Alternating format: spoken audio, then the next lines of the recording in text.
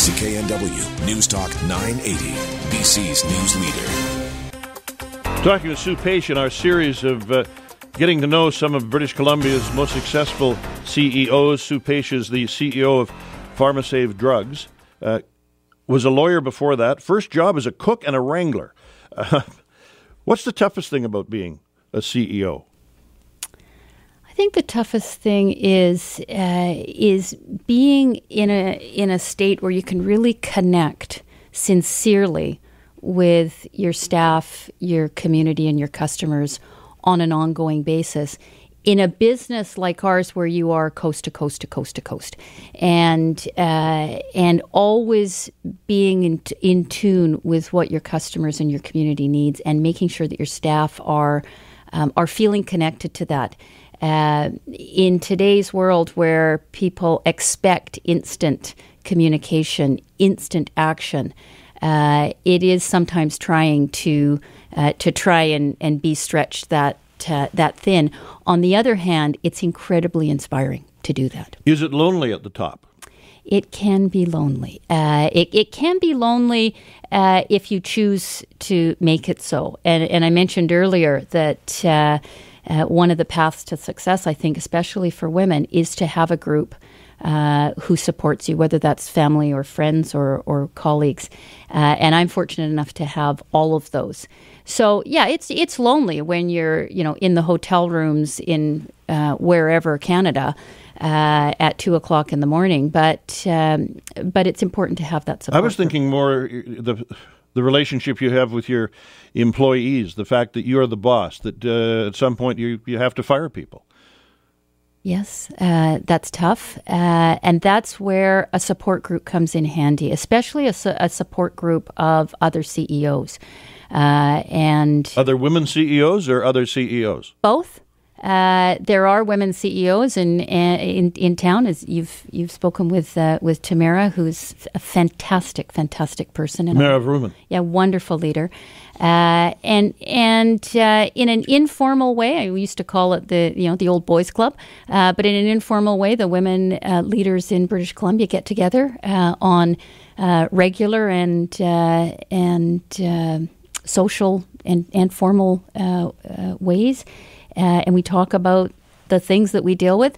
I've also been fortunate enough to be part of a group of CEOs who've been getting together for, probably 9 years now, in a peer counseling forum context where we talk about the issues that we deal with on a day-to-day basis, and we help each other out. Where do you see BC's economy in 3 years? I think we are fortunate. We are so fortunate to be in a province that has the combination of geographic beauty, demographic diversity, and natural resources to weather a lot of what is going to happen in the global economy and in the political context globally. I really do think that if, as a province, we can pull together, we will be able to weather the storms that are going to rage around us. I think we will be better than we are today, but we will be different. We are slowly breaking through the shell of we are loggers of wood and hewers of water and fishers.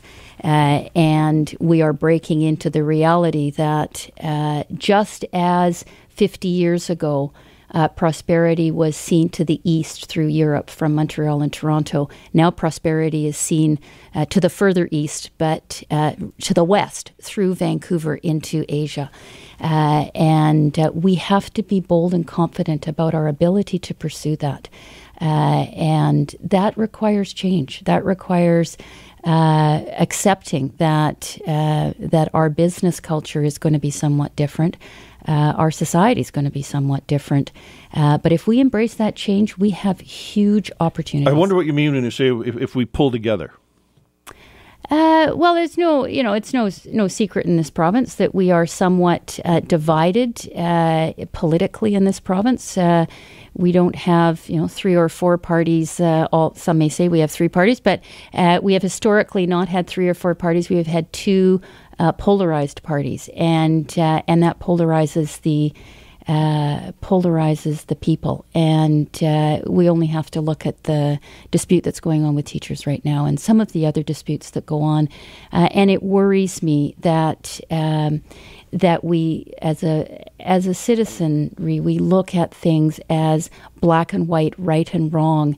And in fact, our political leaders have different views of how to find success, but they're all trying to find success. And I think we do need to, as a people, come together and you pick a leader. You pick a leader. We will all hopefully vote in the election in 2013, and once we pick a leader, we need to get behind whoever that is and support them. Isn't it interesting? I was just thinking as you were speaking, Glenn Clark, former premier, now president of the Pattison Group. Mm-hmm. Mm-hmm. Pretty amazing. It is. It's transformational, and people can change. And I do think that one of the keys to success for British Columbia going forward is that we do see both the opportunities that the new economy, the new global reality, whatever cliche you want to say, throws at us. And you're certainly in a growth industry. Absolutely. With the aging population. Absolutely. Yeah. Community pharmacy is a really important part of not just the future of healthcare, but the future of a healthy society. And the demographic wave that is upon us is good for community pharmacy because we have almost guaranteed increased demands. But that comes with a cost to society that we are acutely aware of in community pharmacy. The healthcare system has to evolve. Community pharmacy is not immune from that. And in Pharmasave, we have, since I came, and even before that, we've been focused very much on leading that evolution, where your community pharmacist is right now the most accessible provider of frontline healthcare services in the country. We are that fail-safe where you can get healthcare services without an appointment 7 days a week in many communities, and in virtually every community in this province, you can access a pharmacist. We need, as a society, to use our pharmacists more. Pharmacists are far more than dispensers of medicine. And we're really excited about the ability to evolve the community pharmacy in that way. Talking with Sue Paish, the CEO of Pharmasave Drugs, in our Thursday series on meeting some of BC's top chief executives. And I said that we were going to go to the Vanity Fair segment of the program, and Ms. Paish blushed, but it's nothing dangerous. I'm just wanting to know some personal things. Like, what do you do to unwind? What do you do? Do you get any spare time? Sure. I get spare time. We weren't created equal, but we were created equal in one way, and that is we all have the same amount of time on the planet. And I think we all have a responsibility to manage that time as best we can. So I do get spare time, probably not as much as I'd like. And the most common thing I do in my spare time is hike up that mountain right behind your shoulder, Bill. I am an addict of the grouse grind. In the summer, I'll be up there perhaps 3 or 4 times a week. And 3 or 4 times a week? Yeah. Wow. And at this time of year, because the darkness prevents that, I'm on other mountains on the weekends, either alone or with my husband and our dog, and we'll go up Frome Mountain or up behind Cypress and places like that. You appear to be very fit. I'm glad I give that appearance. Do you read? Do you have time to read? I do. I love to read. It keeps me up at night. That's it. People quite often ask you what keeps you up at night, and I'll quite often say the best book. So yeah, I love to read. I read a lot. What have you read recently that you would recommend? The History of New York.